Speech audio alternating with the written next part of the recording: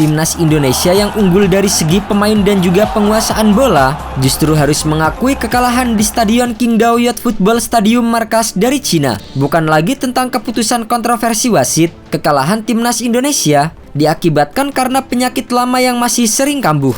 Bermain pada hari Selasa malam waktu Indonesia Barat, pelatih Timnas Indonesia Sintayong melakukan beberapa perubahan dengan memainkan Asnawi Mangkualam sebagai kapten, Sain Patinama di posisi bek, dan Witan Sulaiman di posisi winger. Meski berhasil menguasai jalannya pertandingan, namun Timnas Indonesia melakukan banyak kesalahan yang bisa dimanfaatkan oleh tuan rumah. Alhasil, Timnas Indonesia harus kebobolan 2 gol lebih dulu di babak pertama lewat aksi dari Behram Abdueli dan Zhang Yuning memanfaatkan kesalahan pemain Timnas Indonesia. Sementara itu, Timnas Indonesia yang lebih banyak menebar ancaman dengan 14 percobaan baru bisa memperkecil skor lewat Tom Haye di menit ke-86. Sayangnya, hingga laga berakhir, tidak ada gol tambahan dan membuat Timnas Indonesia menelan kekalahan pertama di babak 3 kualifikasi Piala Dunia. Sementara itu bagi Cina, kemenangan atas Indonesia menjadi 3 poin pertama mereka setelah di pertandingan sebelumnya mereka selalu menelan kekalahan. Ada beberapa faktor yang membuat pemain Timnas Indonesia gagal meraih kemenangan di markas Cina.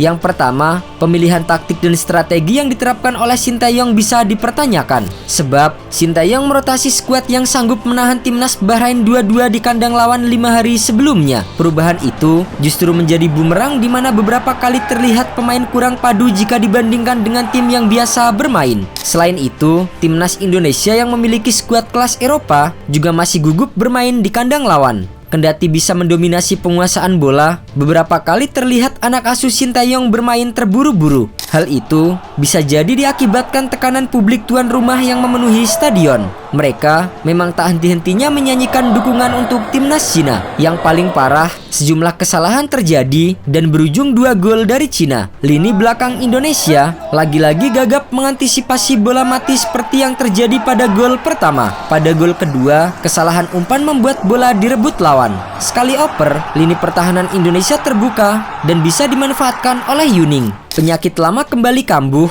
di mana Timnas Indonesia memiliki sebanyak 14 percobaan dan 6 tembakan tepat sasaran, namun tidak berbuah banyak gol. Ini akan menjadi PR besar saat menatap laga-laga berikutnya. Di sisi lain, tak disangka, Cina yang butuh merebut 3 poin justru bermain lebih ke dalam. Mereka seperti lebih peduli kepada hasil ketimbang permainan. Maka dari itu, tuan rumah bermain lebih efektif. Hanya 24% penguasaan bola dan 3 tembakan tepat sasaran, anak asuh Branko Ivankovic sukses mencuri 2 gol. Setelah pertandingan berakhir, ada 2 nama pemain Timnas Indonesia asuhan Sintayong yang trending topik di media sosial X. Kedua pemain tersebut adalah Asnawi Mangkualam dan Witan Sulaiman. Dalam celotehnya, netizen mayoritas menyayangkan laga dari kedua pemain kesayangan Timnas tersebut.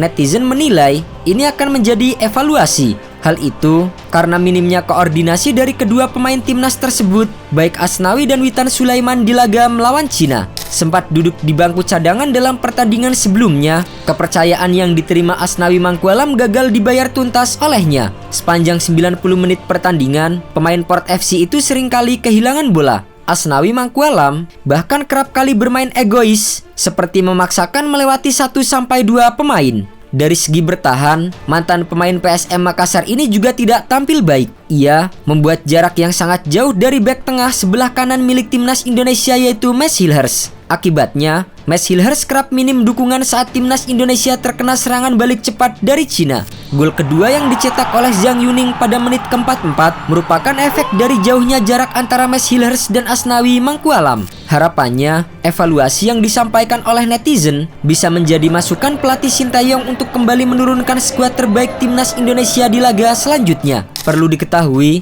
matchday ke-5 dan ke-6 grup C babak ketiga kualifikasi Piala Dunia 2026 bakal digelar pada November mendatang. Timnas Indonesia bakal menjamu 2 lawan berat yaitu Jepang pada 15 November dan Arab Saudi pada 19 November. Doa terbaik untuk skuad Garuda karena setiap poin yang didapat akan sangat penting untuk bisa lolos ke Piala Dunia 2026.